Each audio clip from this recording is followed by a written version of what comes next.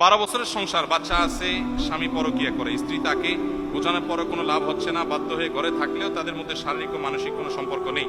এই অবস্থায় আমাদের ইবাদত কবুল হবে কিনা এবং আমার করণীয় কি?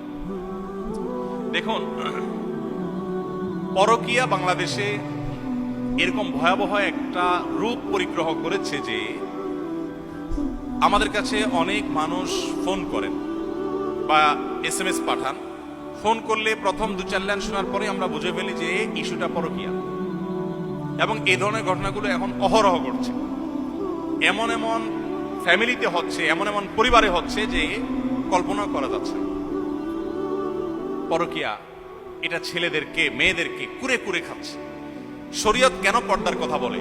যাতে সমাজ স্থিতিশীল থাকে। শরীয়ত কেন বিবাহ বহির্ভূত সম্পর্ককে না বলে? কারণ এতে সমাজ অস্থিতিশীল হয়, অশান্তির দিকে যায়। তো এই পরকীয়া আমাদের সমাজকে অস্থিতিশীল করছে। যদি স্বামী স্ত্রীর কেউ একজন পরকীয়া আসক্ত হয়ে যান, অপর পক্ষের দায়িত্ব হবে তাকে বুঝিয়ে কাউন্সিলিং করে ফিরিয়ে আনা এবং তাকে নিজের দিকে আকৃষ্ট করা, এবং তাকে বোঝাবার জন্য যতগুলো ওয়ে আছে, মাধ্যম আছে, সবগুলো অবলম্বন করা। এরপরও যদি ফিরানো না যায় তাহলে তার আর কোনো দায় নাই, তিনি আল্লাহর কাছে গুনাহগার হবেন না।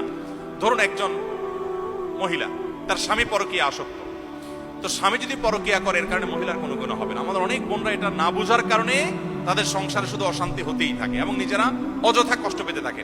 আপনি আপনার স্বামীকে বুঝাবেন, এরপরও যদি সে দুশ্চরিত্রবান হয়, আপনার যদি সুযোগ থাকে এই অমানুষ থেকে দূরে সরা, তো আপনি সে ওই অবলম্বন করবেন।